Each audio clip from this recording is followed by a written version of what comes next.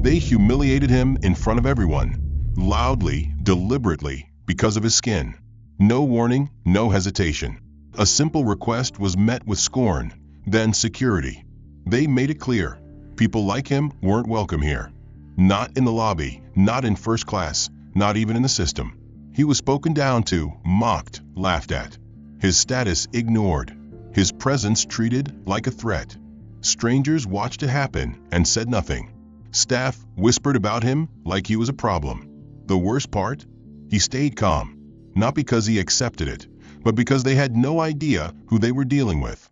What they thought was humiliation was the beginning of something they never saw coming. You'll understand why soon. But first, have you ever seen someone underestimated like this? Have you lived it? Comment where you're watching from. Tell us which part struck you hardest, and hit like and subscribe. Because stories like this aren't fiction. They're warnings. The morning buzz of the Beaumont Regent Hotel played out like a carefully rehearsed ballet. Bellhops glided across polished floors. Concierge agents offered scripted smiles, and the lobby pulsed with a rhythm engineered for efficiency and opulence. Behind the granite reception counter, a young front desk associate named Chase stood sharp in a custom-fitted vest, fingers hovering above a keyboard he barely used. At 9:04 a.m., Terrence Moore walked through the revolving glass doors with the deliberate ease of a man who didn't need to prove he belonged. He was dressed in a charcoal overcoat with fine wool lapels, his duffel clean and sharp, his steps soundless but purposeful on the marble beneath him. For 3 days, he had been here, panelist at the Global Capital Investment Summit, a high-stakes gathering of investors, hedge fund managers, and political operatives. He'd given lectures, fielded interviews, brokered 2 infrastructure deals. And now, all he wanted was a late checkout, just until 1 p.m., to regroup and get to the airport. He approached the counter and placed his room key down gently, explaining his request in a calm, practiced tone. Chase nodded without making eye contact, glanced at the screen in front of him, then, without typing a single keystroke, responded flatly that late checkout was not available for his room category. There was no apology, no effort, no explanation, just a blunt denial, delivered with the kind of smoothness that made it sound like policy. Terrence tilted his head slightly. He had worked too long and risen too far to miss what just happened. He asked, as diplomatically as possible, if it could be double-checked. Maybe there had been a mistake. The hotel was at half capacity, he knew that. His voice was measured, confident, firm but courteous. Chase's smile tightened. The same answer. Not possible today. Inconvenient. Sorry. But the sorry came out without tone, without meaning. Terrence nodded once, silent. He turned slightly and noticed a couple checking out 2 stations down. They wore athletic wear and vacation tans, chatting about mimosas. The man had just asked about a late checkout. The agent assisting him smiled, typed briefly, and confirmed they could stay until 2:30. Complimentary. Terrence turned back to Chase and asked, now without the pleasantries, why the policy applied to some guests and not others. Chase glanced past him as if the question was a noise he preferred not to hear. He didn't answer. Instead, from the corner of the lobby, a commanding voice rang out. A voice used to issuing orders without discussion. Greg Warren, general manager, stepped forward in a fitted navy suit with a monogrammed nameplate. His walk was fast, but controlled. His expression neutral, but his eyes were fixed solely on Terrence. He didn't address Chase, didn't ask a question, didn't seek context. He simply arrived and made a decision.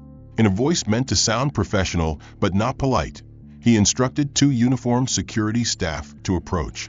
No cause was given. No rules were cited. Just an immediate command masked as hospitality protocol. Terrence looked at Greg. The man stared back as if challenging him to create friction. The security guards, young, unsure, moved toward him slowly. One hesitated, waiting for a cue to stop. It didn't come. The other scanned Chase's face, who refused to look up. Terrence didn't argue. He didn't demand an explanation. He simply reached for his duffel and slipped the strap over his shoulder. He looked at the crowd behind him. Conversations had paused. Eyes had shifted. And yet no one said a word. He walked past the guards without a glance. Not escorted, not dragged, just watched. He passed a woman near the elevator who had been in one of his panels the day before.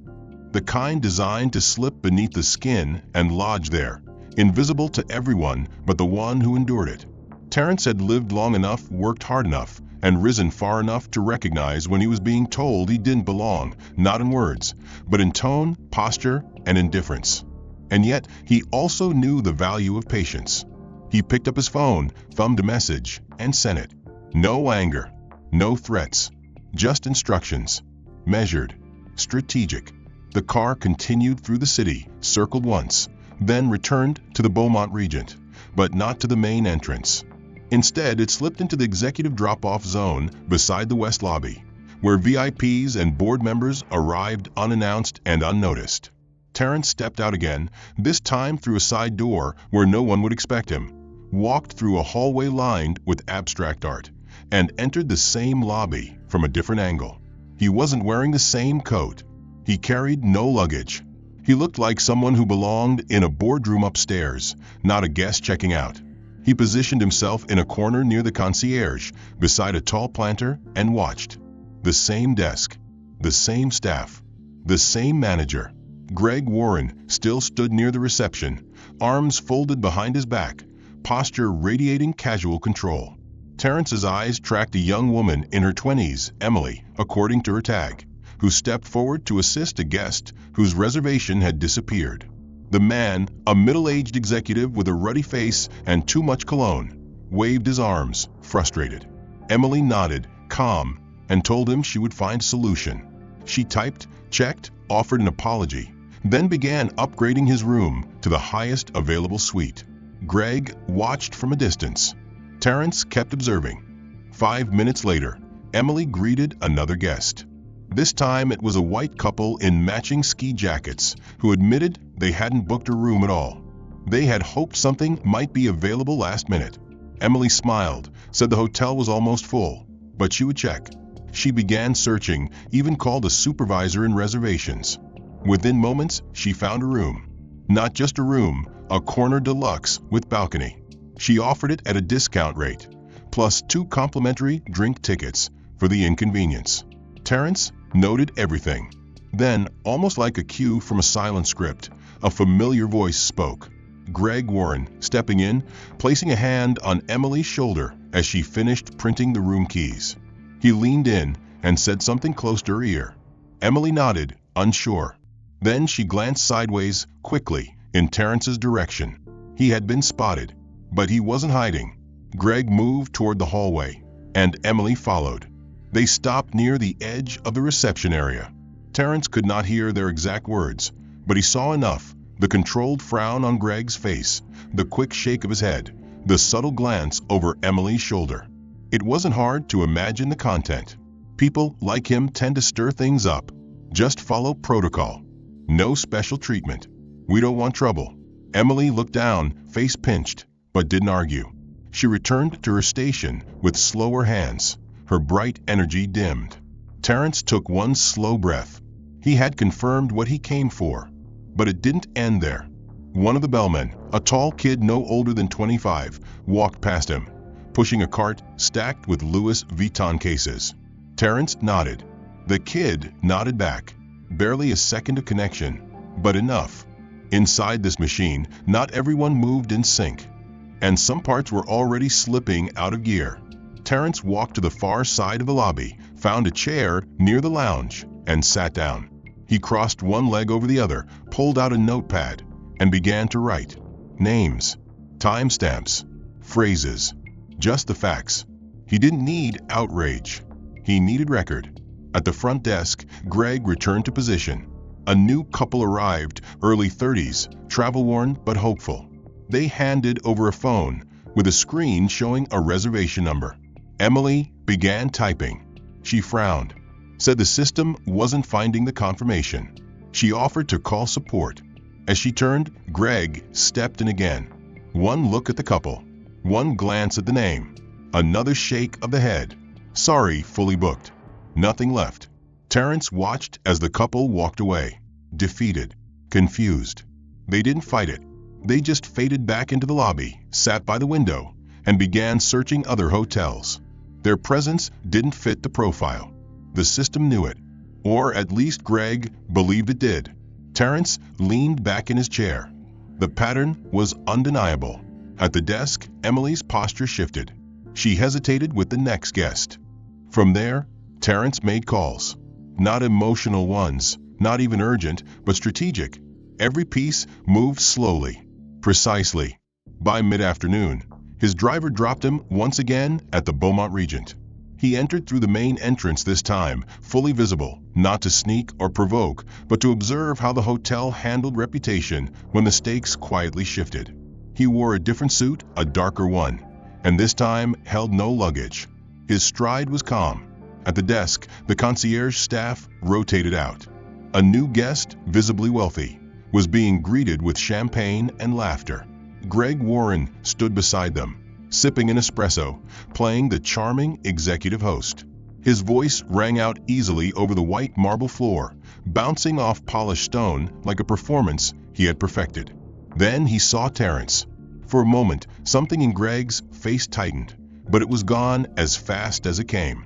He stepped forward, tone louder than necessary, addressing Terrence with the artificial authority of someone trying to entertain an audience. Greg smiled broadly and announced to no one in particular that some people just didn't know when to leave well enough alone. Terrence kept walking. Greg raised his voice. He remarked how funny it was when people thought that buying a standard room gave them the right to demand favors from staff. He gestured to the other guests, making a show of incredulity, suggesting Terrence had returned in hopes of squeezing out free perks, perhaps an upgrade, maybe another delay in checkout because he believed he was special. He didn't name Terrence directly, but it didn't matter. Everyone within earshot understood the implication. A few guests chuckled uncomfortably. A man near the fireplace lowered his newspaper to get a better look. Terrence stopped, turned slowly, and approached the desk. Without a word, he reached into his coat and produced a slim card holder. From it, he removed a matte black membership card, engraved, weighted, unmistakable. He set it on the counter. Greg glanced at it. He snorted. He said those cards were everywhere now, that they could be ordered online for a few bucks if someone wanted to feel important. He even leaned toward one of the bellhops, chuckling that half the people who flashed those things couldn't afford the service fees attached. A guest nearby, a woman in pearls, winced and turned away, clearly uncomfortable. Terrence said nothing. His silence wasn't weakness. It was memory, recording. Greg, emboldened by the lack of confrontation, turned to the couple he had been assisting and assured them the hotel only prioritized real clientele. He explained that some guests thought they could buy prestige with vanity memberships, and then smiled as if he had shared a clever joke. Terrence watched the faces in the room. Some guests avoided eye contact. Others stared outright. But what mattered were the employees. Emily stood at the far end of the desk, hands frozen above her keyboard. Her jaw clenched. The bellhop Greg had laughed with no longer smiled. Another staff member whispered to a colleague, glancing between Terrence and the manager. Terrence picked up the membership card, placed it back into his case, and stepped aside. One of them, holding a tall paper cup, turned too fast and collided squarely with Terrence. The cup collapsed between them, its contents exploding across his chest and sleeve. The impact wasn't aggressive, just careless. But what followed was deliberate. The group barely paused. They laughed, muttered a quick "oh man," then kept walking. One of them glanced back and smirked.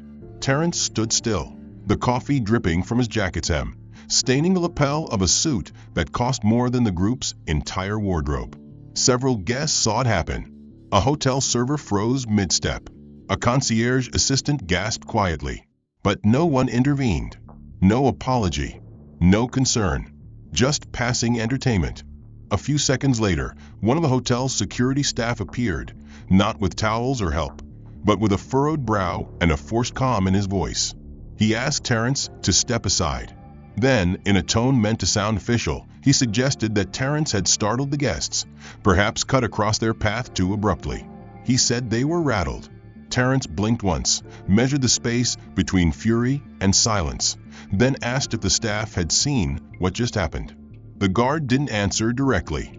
He simply suggested Terrence lower his voice, even though Terrence hadn't raised it. A moment later, the three guests returned from around the corner, now joined by a woman from their group who hadn't been present before. She was loud, defensive, and claimed Terrence had walked too fast toward her friends, that he had gotten in their way, that he had made them uncomfortable. The guard listened to her longer than he had spoken to Terrence. He then turned back and calmly asked Terrence if he might apologize, just to de-escalate things. Terrence's hands remained at his sides. His expression didn't shift. He said nothing. Instead, he stepped away from the cluster of voices, reached into his inner jacket pocket, and pulled out a slim black phone. He pressed a save contact. The hotline rang 3 times before a woman picked up. Her voice was pleasant, detached, practiced in the art of customer service.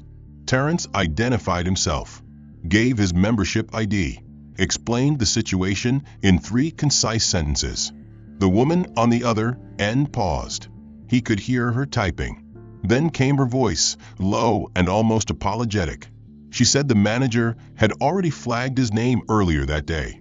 She said she wasn't authorized to intervene directly. When Terrence asked to escalate the issue, she hesitated again and said quietly, "I'm just being honest, sir. They're not going to do anything. Not today. Don't waste your energy." Her words were not cruel, just resigned, like someone who had seen this before and had learned to stop hoping. Terrence ended the call. He put the phone away. A valet approached him, cautiously offering a fresh towel and a bottle of water. He had seen the entire scene unfold from the lobby entrance and looked uneasy. Terrence accepted the towel, not out of gratitude, but out of routine. Behind him, the guests were still laughing, still watching him like a curiosity behind glass. One of them made a comment loud enough for a nearby bellhop to hear. Something about overreactions. Something about not being able to take a joke. The bellhop said nothing, but his eyes flicked between the 2 parties.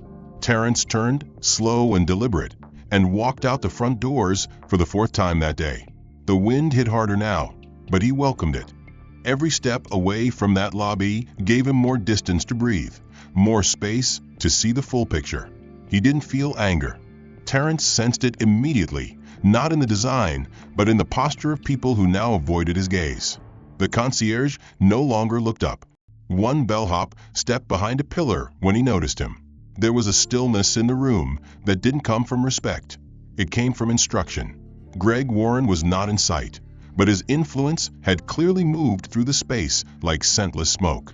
Terrence walked to the restaurant entrance adjacent to the lobby. The sign read, "Reserved seating for private breakfast." He had booked the reservation 2 days ago through the hotel's private guest services concierge. The reservation was confirmed, paid, logged, verified.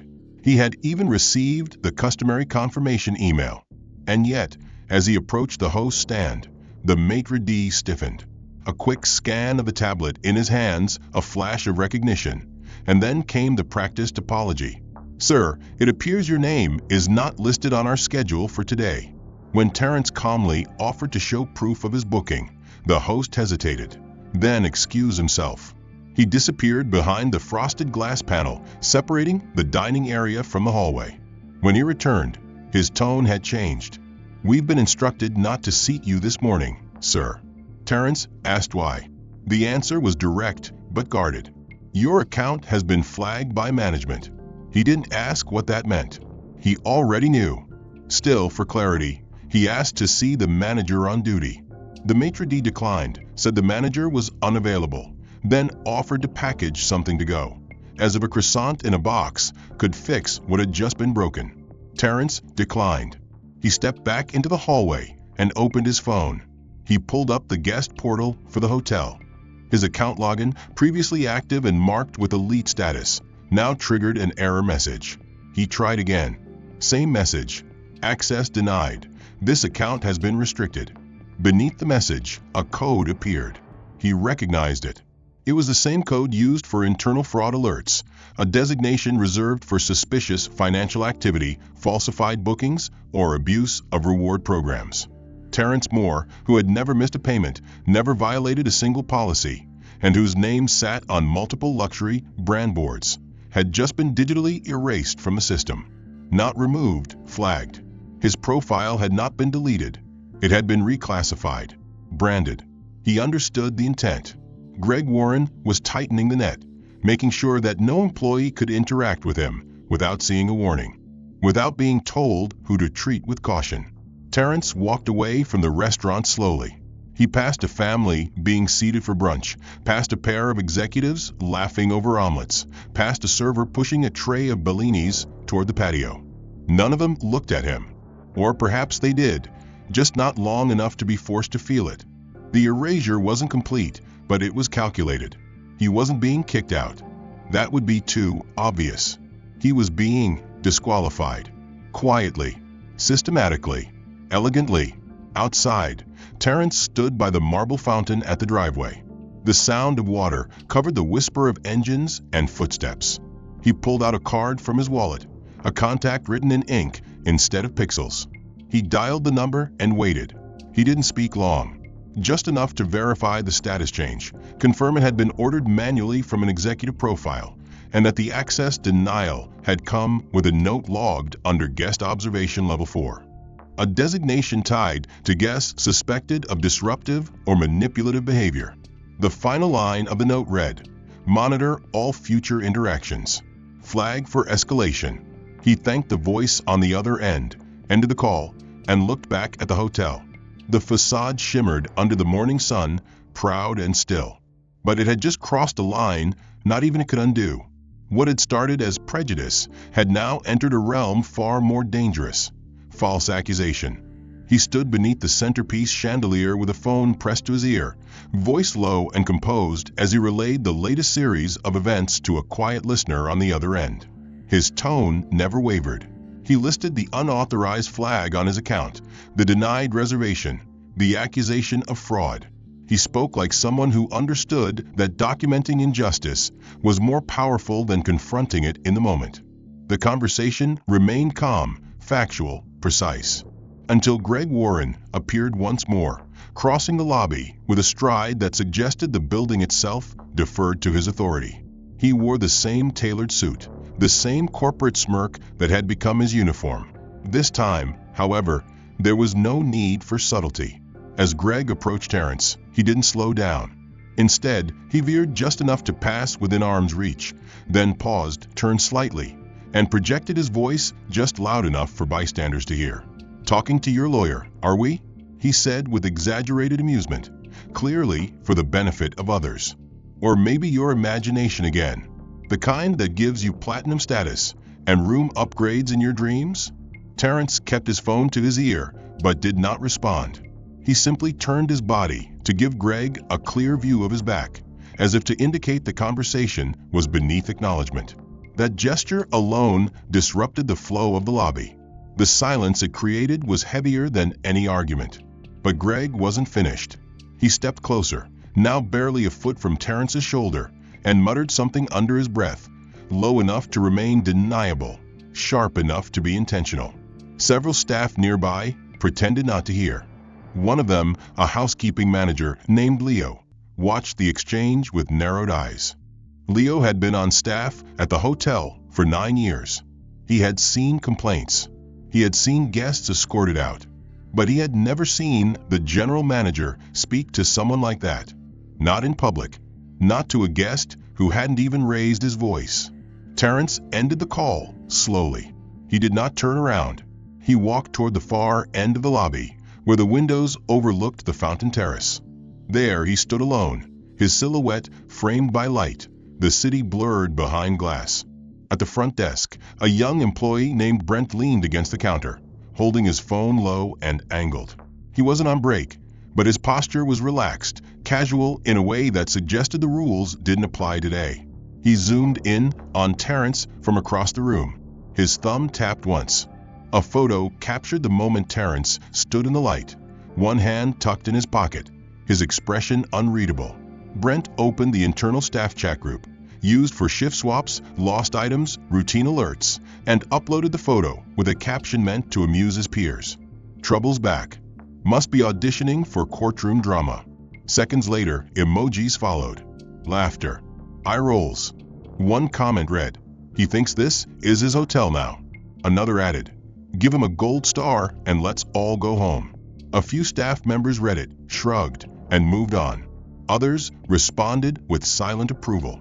No one reported it. No one asked if it was appropriate.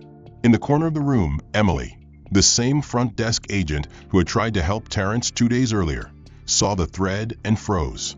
Her fingers hovered above the reply box, but never moved. She locked the screen, slid the phone into her blazer pocket, and looked across the lobby at Terrence. He hadn't moved.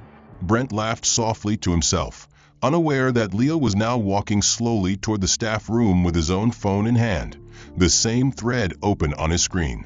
He didn't say anything. Not yet. But he saved the image. And the comments. Terrence, still by the window, adjusted the cuff of his jacket. He glanced toward the front desk, where Greg now stood beside a group of high-profile clients, joking easily, his voice full of practiced charm. But the mask had already slipped. The insults had already echoed. Inside, Greg Warren still held court near the reception desk. His voice lifted in laughter as he exchanged pleasantries with 2 investors from Zurich, both of whom had expressed interest in franchising the hotel brand in Central Europe. His posture was relaxed, his gestures confident, his words rehearsed in that fluent language of exclusivity that masked the insecurity beneath. But then the doors opened with a quiet hiss as the private SUV rolled to a silent stop at the main entrance. It was a part of the hotel's usual transportation service. The vehicle was sleek, obsidian black, its windows darkened, its presence designed not to attract attention, but to command it. The doorman reached for the handle, but the rear door opened first from the inside, revealing a man in a tailored gray suit, young, composed, and purposeful. His badge clipped at the waist read Operations Director. He stepped onto the pavement, scanned the lobby quickly, and then raised a hand to signal someone still inside the SUV. A few guests looked up. Greg glanced toward the movement, then back at his guests, intending to ignore the interruption. But when the second figure exited the vehicle, everything changed. The man who emerged walked like someone with no need to prove his authority, no urgency in his step, no insecurity in his gaze. His suit was simple but bespoke, his movements unhurried, and though he carried no visible symbols of power, no entourage, no tech, no briefcase, he radiated a presence that caused a hush to ripple across the lobby like a dropped glass. It was Terrence Moore. But this time, he wasn't alone, and he wasn't returning as a guest. The young man in gray strode ahead, entered the lobby, and moved toward Greg with professional efficiency. He didn't wait to be addressed. He didn't ask permission. Instead, he handed Greg a sealed envelope, nodded once, and stepped aside. Greg blinked. He hesitated, half confused, half offended by the interruption. But something in the man's posture, something in the sudden shift of atmosphere around him, forced him to open the envelope. Inside were 3 documents. The top was a confirmation of acquisition, a $1.5 billion acquisition deal, executed in full just hours prior, signed and notarized. At the bottom of the document, under the formal approval signature, was a name Greg had never bothered to ask, but now would never forget: Terrence A. Pierce.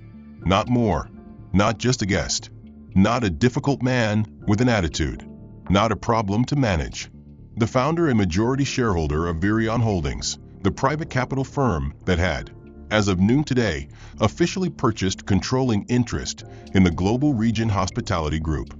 The chain, the system, the company, all of it. Greg's face changed without warning. The color drained beneath his tan. His hands, once relaxed on the desk, tightened. He read the page again, then again, searching for error, for misprint, for some clause that might undo the reality settling in around him. But the reality was there, typed in bold, effective immediately. By the time Greg lifted his head, Terrence had already entered the lobby. He moved with quiet grace, not a single expression wasted, not a glance seeking validation. His eyes met Greg's for a single moment. That was all it took. Greg began to speak, some attempt at recovery already forming, but the words never came. The Zurich investors stepped back, uncertain. The concierge staff froze. Emily, standing behind the desk, looked from Greg to Terrence, and then instinctively straightened her posture. Brent, the junior employee who had posted the photo, disappeared through the side hallway without a word. Terrence's assistant stepped forward and cleared his throat, announcing in a level voice that Mr. Pierce would be meeting with department heads in the executive boardroom in 15 minutes, and that legal counsel would be available should any staff member have concerns about their role, history, or conduct during the transition. No anger, no retribution in the voice, just policy, professional, inevitable. Terrence didn't smile. He didn't gloat. He simply stood at the heart of the lobby where he had been dismissed, insulted, and erased, now fully seen. On the other, senior board members from Region Hospitality Group waited in tight silence, most with rigid posture and stiff expressions. Their decades of corporate polish cracked slightly by what they had just witnessed on the lobby floor. Terrence took his seat at the head of the table, his presence anchoring the room with a quiet but commanding gravity. The atmosphere was not hostile, it was anticipatory. Everyone present had been notified of the acquisition in briefings days prior, but no one had expected the new principal to conduct his final due diligence in person, let alone as an unannounced guest posing as a regular client. The silence broke when the chair of the board, a silver-haired executive with a reputation for tactful diplomacy, invited Terrence to address the room. Terrence stood, buttoned his suit jacket, and began without fanfare. He spoke not of metrics, not of profit ratios or shareholder returns, but of culture. He outlined in clinical detail the conditions he had encountered during his unannounced visit, the dismissiveness, the pattern of exclusion, the retaliation veiled in procedure. He explained that his purpose had never been confrontation. It had been clarity. His words were calm, stripped of emotion, but heavy with implication. He described a culture where appearance trumped integrity, where certain guests were filtered out not by policy, but by perception. He described how systems built to reward loyalty were weaponized to humiliate. The room listened without interruption. Some shifted in discomfort. Others scribbled notes without meeting his eyes. Then Terrence paused and delivered the line none of them expected. This visit, he explained, was not just a personal test. It was the final evaluation. The data collected over the last 72 hours would determine leadership restructuring, regional accountability, and new standards of conduct for all guest-facing departments across the chain. When he sat down, the room stayed silent for a moment longer than necessary. Then the chair cleared his throat and thanked Terrence, acknowledging both the clarity and the discomfort of what had been presented. Within minutes, the legal team initiated the formal rollout of the new ownership directive. Executive orders were dispatched to regional managers. Employee records were flagged for review. A press bulletin was drafted.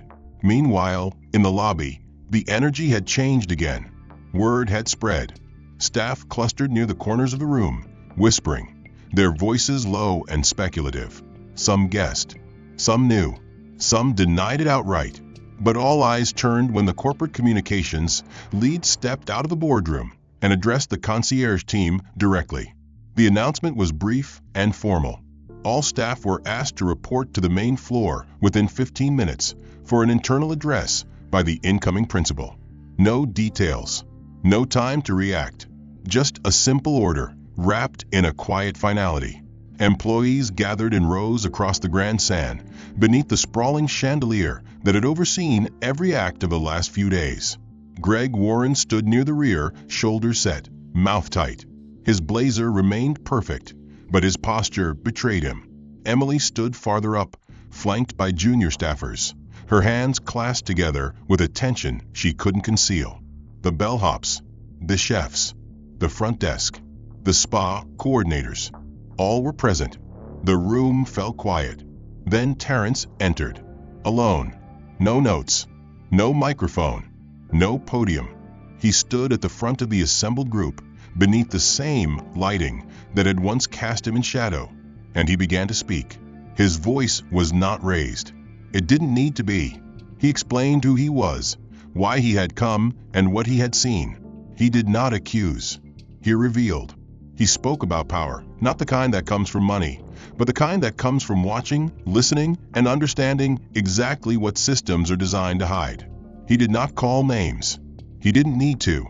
He spoke of how dignity should never be granted through appearance, that service meant more than smiles, and that hospitality, without respect, was just theater. A few eyes dropped. Some faces turned pale. Others watched with cautious hope. Terrence closed his address with a single, unmistakable truth. Change was not coming. It had arrived. The room did not erupt. It did not cheer. It simply breathed. The air felt different, lighter, as if something heavy had been named and set down. Greg did not move. His silence said more than any apology could. He watched as Terrence disappeared behind the corridor, then turned quickly toward his office, thinking that if he moved fast enough, he could regain control, draft a memo, file a complaint, push back. But the door to his office was already ajar. Inside, the head of Human Capital Relations from Region Hospitality's global office stood waiting with 2 regional compliance officers, their presence summoned by the acquisition contract and accelerated by the findings Terrence had compiled over 72 hours. Greg stepped inside, tried to speak, but the words did not come. Instead, he was handed a folder containing a printed summary of behavioral violations, internal reports that had been long buried, staff testimonials previously ignored, and 3 formal grievances that had never been escalated under his watch. At the bottom of the final page, a signature block awaited his name, not for his consent, but for his acknowledgement. Effective immediately, Greg Warren's employment was terminated under Clause 7C of the Executive Code of Conduct, ethical violation, misconduct, and breach of corporate inclusivity mandate. He didn't argue. He didn't shout. He simply stood still as the compliance officer asked him to hand over his badge, his access card, and the phone provided to him by the corporate office. Then came the final blow. A manager from internal security entered the room, holding a small drive in one hand and a printed transcript in the other. Surveillance review. Audio logs. Chat messages pulled from the internal messaging platform. The drive contained 3 separate incidents captured over the last 3 days, each one involving Greg. The audio was clear, his voice mocking, his tone patronizing, his words directed toward Terrence, to staff discussing Terrence, to junior managers about how to deal with people who try too hard to look important. The transcripts included staff chat logs, Greg joking about filtering out noise during busy weekends, instructing a night manager to stick to a visual profile when fast-tracking check-ins, and telling a shift lead to flag a specific reservation code when certain types of guests booked without corporate credentials. The security team had flagged the footage for compliance escalation. The legal team had approved it for internal transparency. Within the hour, an interdepartmental bulletin was drafted, reviewed, and authorized by Virion Holdings Ethics Board. The bulletin was sent to every global property under the Region brand, translated into 9 languages, and labeled Urgent Cultural Standards Incident Report. The report outlined the specifics of Greg's conduct, anonymized all other names, and served as both a disclosure and a warning. It announced a system-wide audit of frontline policies, employee chat logs, complaint handling protocols, and promotion records. Anonymous surveys were deployed. Regional compliance officers were reassigned. A hotline was activated for staff to report misconduct without fear of retaliation. Inside the Beaumont Regent, whispers grew louder as inboxes pinged. Emily read the notice on her terminal, then quietly closed her screen. Brent was escorted from the staff room by an HR assistant, not publicly reprimanded, but clearly flagged for review.